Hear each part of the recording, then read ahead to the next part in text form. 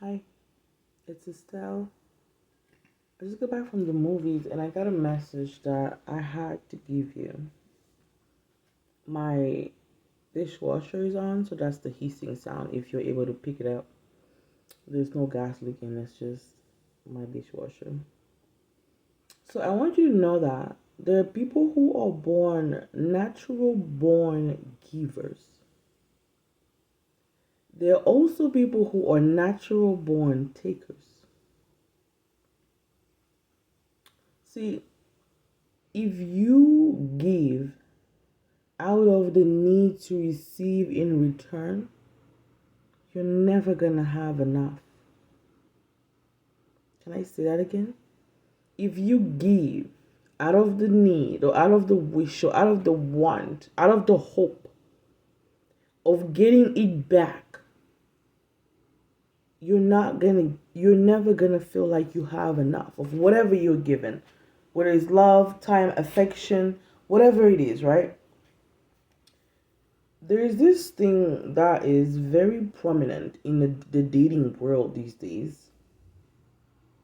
There are people who are natural born givers and there are people who are natural born takers. If you're a natural born giver and you're not healed, meaning you have not learned to set boundaries and stand by those boundaries, you've not learned to select the people that you allow in your life, you have not learned that you can say no and not feel guilty. You have not learned that you are not responsible for everybody just because you can. It doesn't mean that you should, right?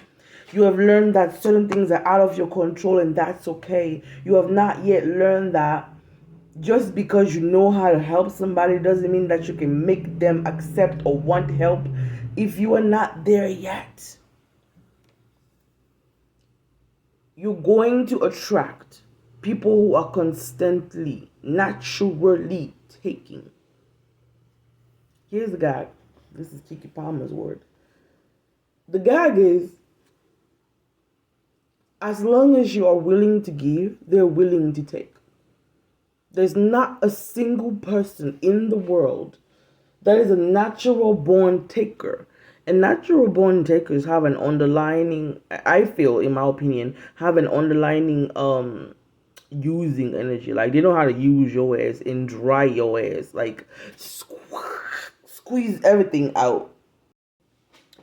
So if you're a natural born giver, let me give you an example with myself. I love to shower people with acts of service. I think that's how I show my love language. Like, because there's a love language, and like love language is not just how you want to be loved, it's also how you show up in your love, right? My way that I show people that I love them is acts of service. And it could be the biggest to the smallest thing. It could be intentionally waking up early, making you breakfast because I know that you came home, like you had a long work day. It could be me like cooking for a guy and like planning a whole picnic and just surprising him because I know that he's had a long, hard fucking week. And every day of this week, he called me just to vent, and it was hard and it was tough.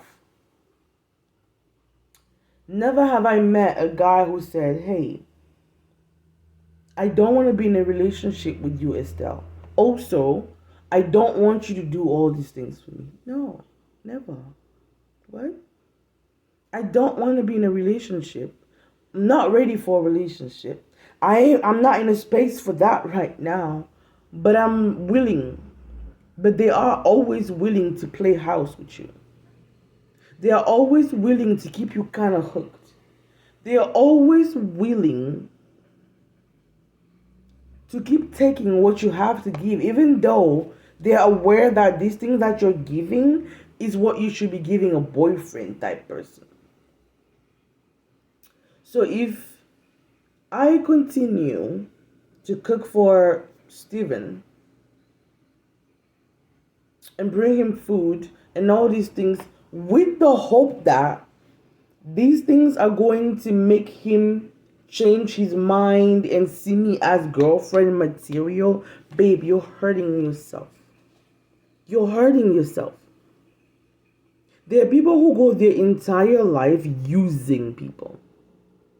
Ain't got nothing to do with you personally. You are just another person who is so eager to give. So eager to give because that proves to you that you have value. You're so eager to give and pour and again because that's how you feel fulfilled. That's how you feel like, oh, I matter.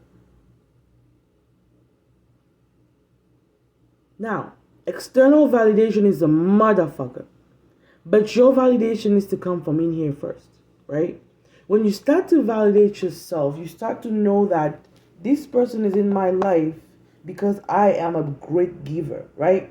And you can't change who you are, babe. Don't let the world make you a hard ass bitch. Just because you have a good heart and you've been bumping into the wrong people does not mean that you need to become a bad person.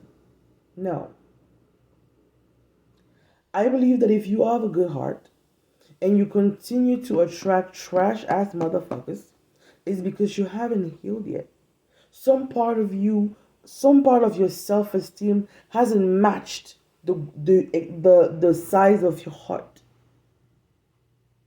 When you realize, I am fucking valuable, then you will start to filter who gets this love that you pour out. Then it will become easier to do the assessment.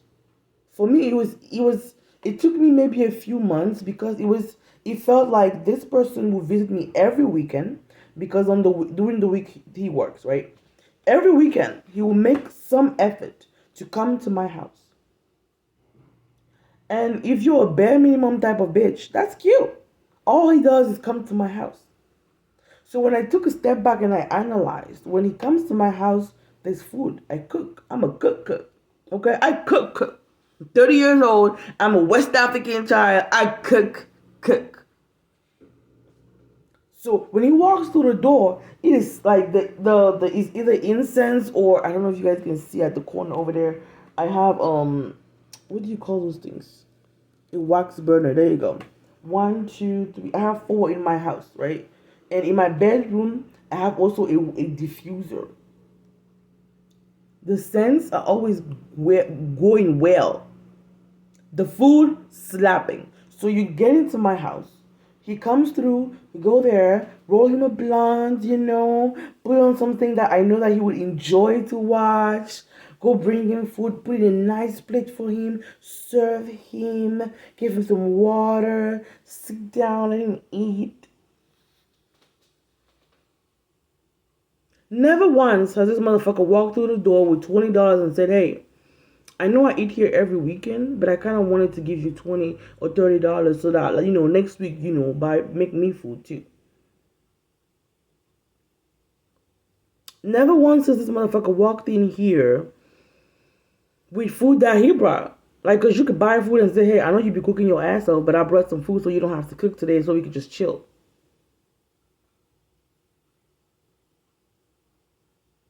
This motherfucker don't even bring the weed that we smoke. What do I get from this guy? Company? Oh. What do I get from this guy? Oh, he texts me every morning, good morning. Does that balance to what I am doing for him? Fuck no. Why the fuck am I still doing it? If we agree, if I am able to do the assessment, make the assessment and realize, oh, this is a bare minimum ass nigga. Why the fuck am I even still entertaining this nigga? 2 things. Your self-esteem is still in the dumps and you believe that this is what you deserve. Or you slipped up. And for me, I slipped up, right? Once I realized, oh, I was back in that zone. And by the way, healing is not linear. I don't know if you've heard that before. That means healing is not like this. It's not in a one line. If you've been traumatized, I'm 30 years old today, and my trauma lasted maybe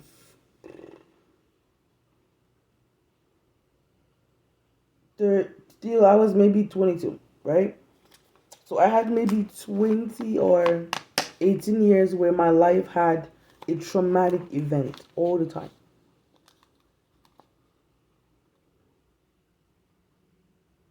There are some times where, because of my trauma, I go back into people pleasing tendencies. I go back into wanting to please you so that you don't leave me. I go back in trying to morph myself into something that you enjoy so that you don't leave me, right? But every now and then, that happens. You sleep up, you go back to bad habits. Again, if you've done the work, you always have a way to catch yourself and bring yourself back. So, on top of that, I realized that every time he's coming to my house, I feel insecure. Like, I start to pick at everything that is not like clean in place or this or that because he's coming. I grew up in West Africa. We didn't grow up laying our edges. Like, you could tell. You're gonna watch a lot of my video. If you watch my videos, you're gonna see there's not a lot of edge works in here, okay? And in dating men in America, I've been in America 13 years. Only this motherfucker told me one day, I don't like that you don't do your edges. You need to be doing your edges.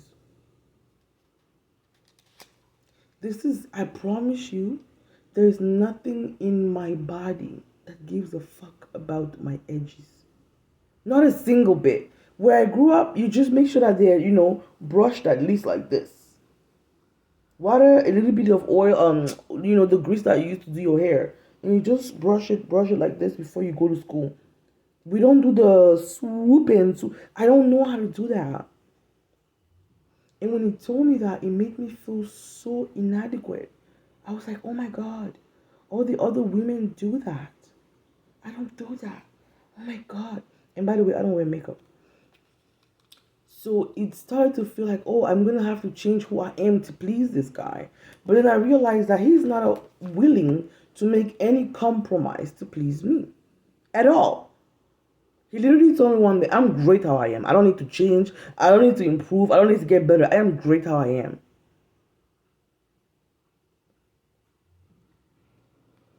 Again, once you wake up, once you realize, oh, this motherfucker is just using me.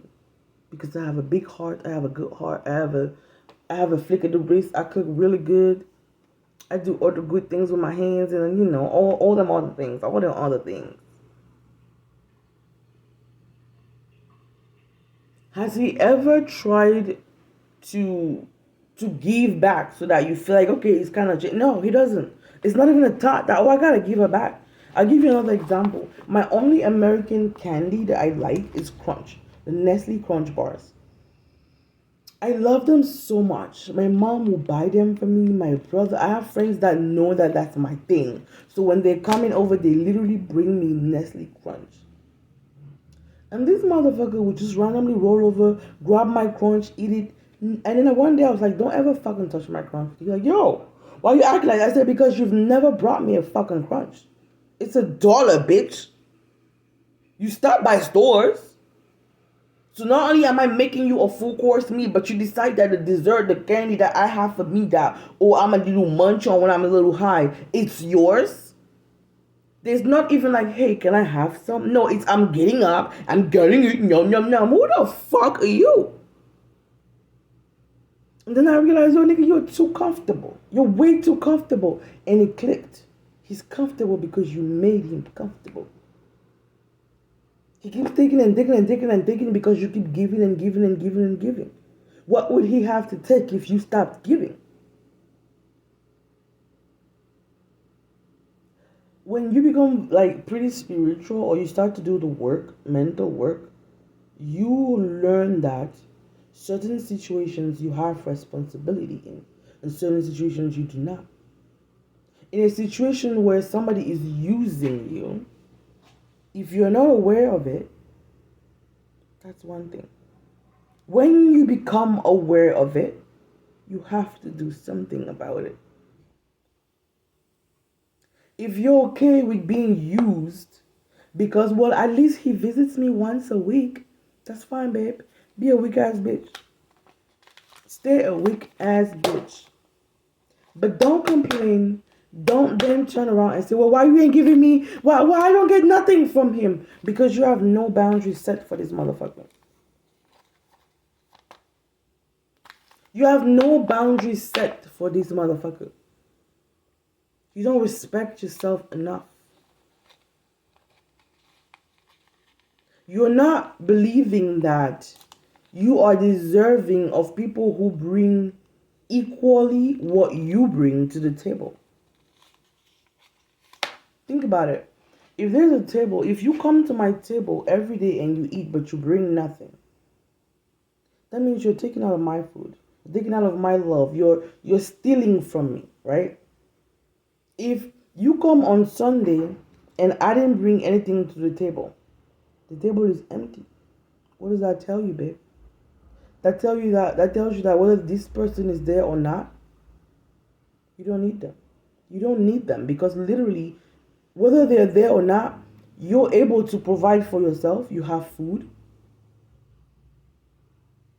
So if somebody is always coming to your table, never bringing anything with them, and you realize that if you didn't bring anything else to the table, one, they wouldn't bring shit to the table either. Two, they would probably leave. When you realize that, you have to make adjustments. There are people who their entire life are willing to take and take and take and take. And it's not just with you, babe. It's with every person that they meet.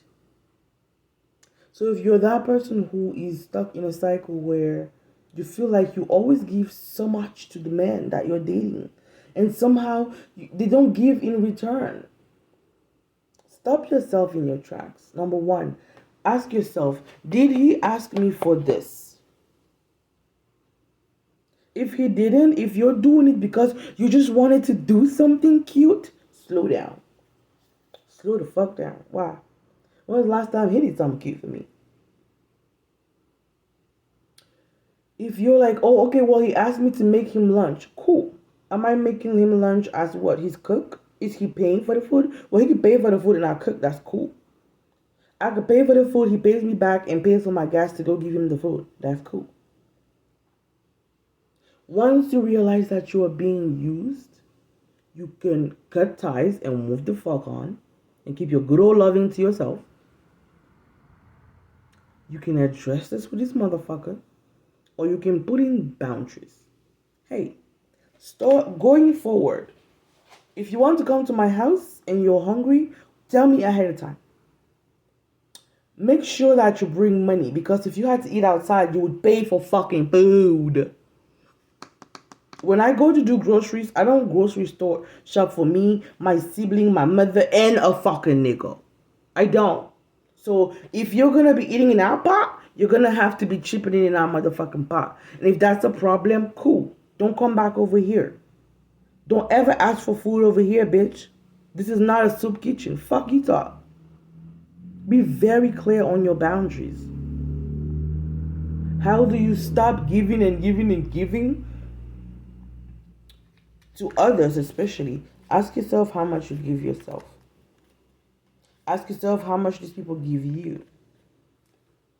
Ask yourself if you stop giving them, they will switch up on you.